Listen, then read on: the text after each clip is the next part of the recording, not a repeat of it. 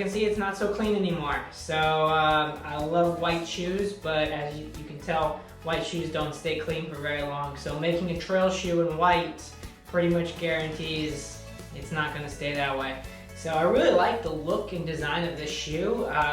You know, the overlays, the colors, I think would be great for a road shoe. You know, it's got the Hyperion Tempo, which I think if they would have just did a swap on these two, this shoe would look great in the white colorway, and I think the black would be great for some little bit more durability in the colors as it fades in the trails. But let's go over kind of the feel of the shoe after getting in some good training runs on the trails.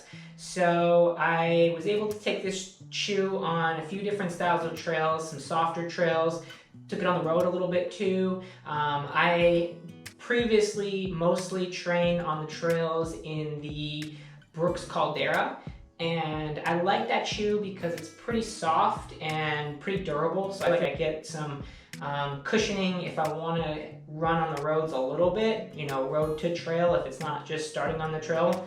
And I also like that it's pretty durable on the trails and pretty good grip as well. So this shoe, I felt like on the roads, I did not have that same level of cushioning. And so what I did is I broke it down here after taking it on some trails, looking at the upper, the midsole, and the outsole. As you can see, the outsole has some pretty good grip. It's got a rock plate in there for some durability. The weight was an issue. I felt like this shoe was durable and pretty firm.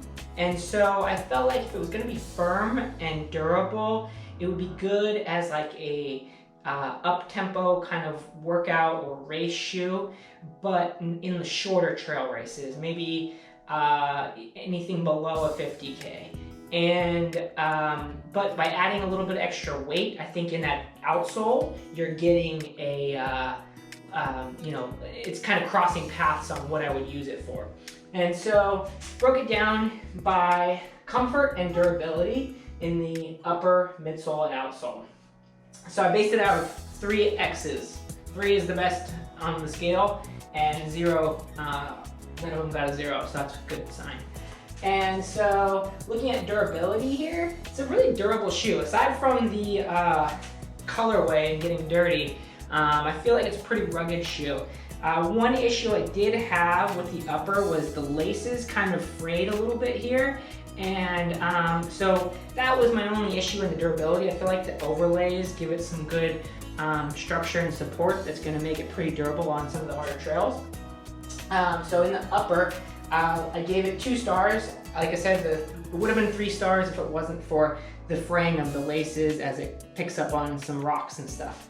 Other than that, it seems like it's going to hold up pretty well with the overlays having some around the toe cap and everything being pretty sturdy. Then midsole, I gave it a 3-star on the midsole and a 3-star on the outsole because for durability, I feel like it's gonna last pretty long. I feel like it's a shoe that I'm gonna get 400 or 500 miles out of. So that's kind of where I break down the durability aspect. And there's, you know, I've only got about 50 miles on this shoe, so I can't really say how long the durability aspect is gonna be.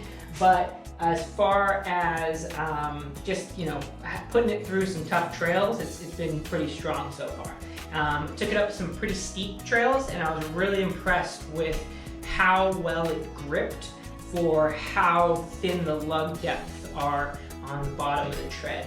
So I felt like it had really good grip, which I think adds to the durability, but it also adds to the weight. All right, so comfort. So this shoe, on the upper, it was a pretty comfortable shoe. I didn't have any rubbing, I didn't have any sliding around, nothing, you know, nothing really stuck out. The tongue was pretty comfortable, pretty soft. The upper's pretty soft, but still very durable. So I gave that 3 stars or 3 X's. Midsole, this is probably my biggest concern with this shoe, aside from the weight, is it's pretty firm.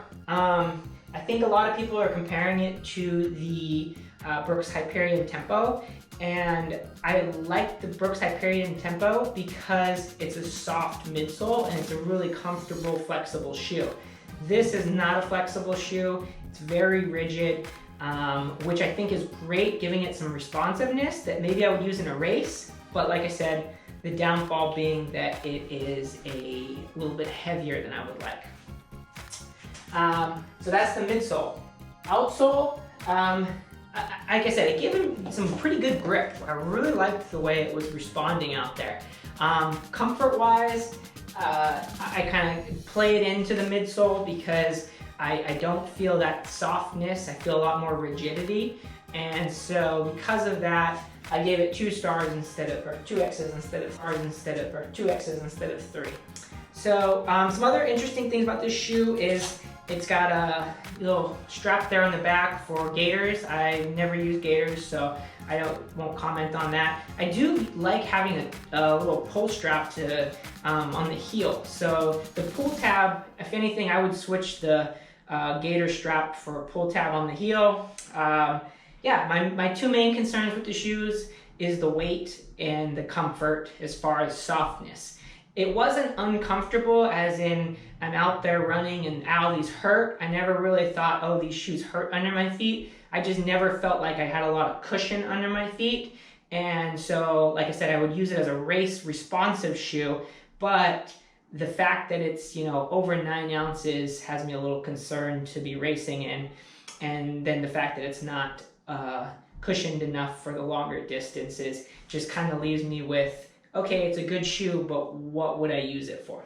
So that's kind of where I'm at with this shoe. Yeah, thanks.